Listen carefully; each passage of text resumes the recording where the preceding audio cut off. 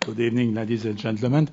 But as a brick and mortar company representative, I face a big challenge, is to show you that this traditional sector can innovate, even if it brings not a disruptive innovation, but incremental innovation. But I think that the title is an innovation because you speak English very well, and I am sure that you think that I make a mistake, and I don't use constructability. But I want to make the difference and to explain you this new concept, more generic than the constructability, the art of construction. But the constructability is designed in terms to answer the city sustainability challenge. So to do that, I will use 4 slides, and we will explain it. This day, we spend a lot of time to discuss about energy. Everybody agree about that. But behind the energy, there is a lot of new ideas, new problems. The first one is, as a lot of you say during this afternoon, a question of perimeters, of scale, of the system approach. There is also the notion of performance, how to measure the result, and not to have intention, but we must measure the result. And then behind this, the big question is the business model, how we can finance all these new difficulties or new innovation. We discuss also about worldwide phenomena, it's urbanization. And behind the urbanization, you have what we discussed before previously. It's the big data phenomena, but in my sense, the main problem is the externality and also the concentration in metropolitan area. And I think it's very important to take care of these 3 elements. But behind all these points, there is a very traditional support, and it is a built environment. It's not big data, it's the city, it's a concrete and brick and mortar. But how is it possible to discuss all this topic without to ask to the construction industry advice? And I agree with you that this sector is a vernacular one. The organization is fragmented. The productivity perhaps is not so wonderful. There is a large waste cost in our process. So the big challenge we face altogether is to obtain an efficient urban fabric. It's not only to make software, it's to improve the community in its territory. And for that, I think we need to rethink the construction industry. So it's easy to say that, but how we can achieve it?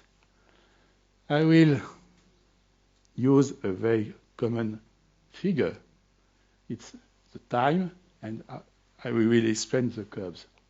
This curve shows what happened in terms of capability to change in the choice during a building operation or a neighborhood investment or something like this. So it is very traditional. At the end of the process, you cannot change many things. The other curve is the cost of a modification during the project period. And the main interest of this figure is to visualize the effort of all the members of a project. And this effort, the business as usual effort, is like this. At the beginning, we don't spend a lot of money to be sure that it is a good question, it is the good program of a project. And then we ask an architect to make a lot of drawings, but we are not sure to have the good one. And after, it is the enterprise, the contractor, which must make efforts to be in line with the budget. But it is so difficult that we decrease the effort. So I think the challenge is very simple, is how to improve the best investment at the beginning of the project to be sure that we can make the good choice. And it is what I call the constructibility approach. It's to invest and in a kind of organization of the project which can be able to do a choice in anticipating the difficulty of the implementation phase. The problem is not to export the risk, it's to anticipate the risk and to choose the solution with the less difficulties for the ultimate phases. So you will see that it is very clear, I think.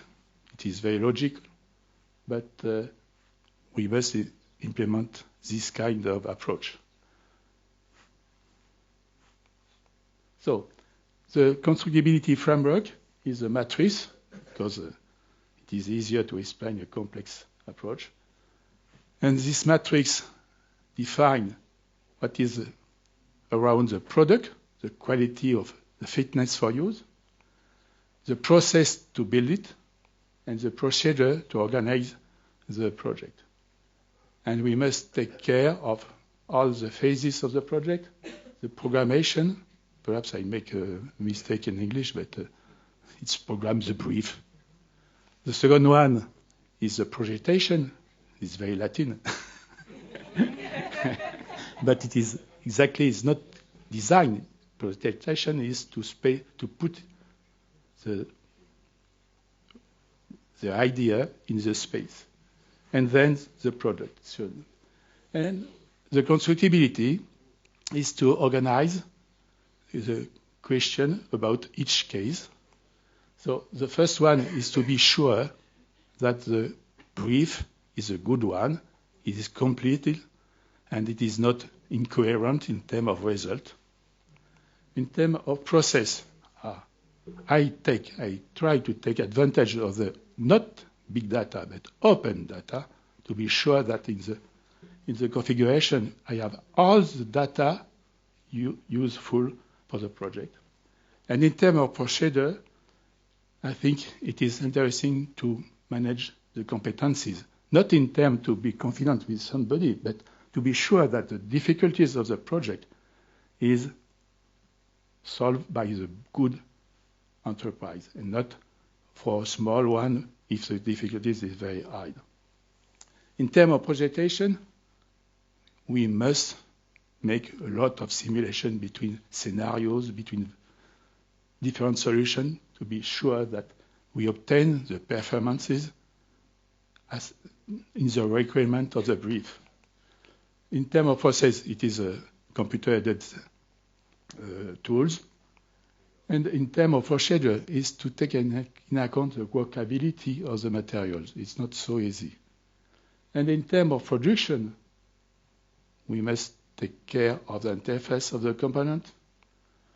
We must improve a very fashion process, but lean production is not so bad when it is applied in a good manner. And at the end, we must evaluate the result in use. It is the commissioning. So the constructibility is not exactly constructability. It is a new approach of the coherence of the project. And all these points must be implemented with software, but not with a sum of software, because the system is not a sum. The system is the interaction between components. And I think that the constructibility needs what I call an urbanized software.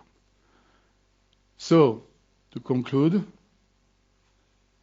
I think there is three main points. The first one is to share the same vision. Because I think it's not a question of smart cities, it's not a question of inclusive cities, not a question of biodiversity city or green city. It's a question of an efficient urban fabric we build for a community, not to improve new technology. Even if I am an engineer, but I think it is very important to have this idea of a vision. The second is to do that. We have this path of constructibility paradigm. It is one way, but I think it is interesting to have this kind of procedure. And then we can opt to use the potential of the software only after that. So it is my message, and thank you for your attention.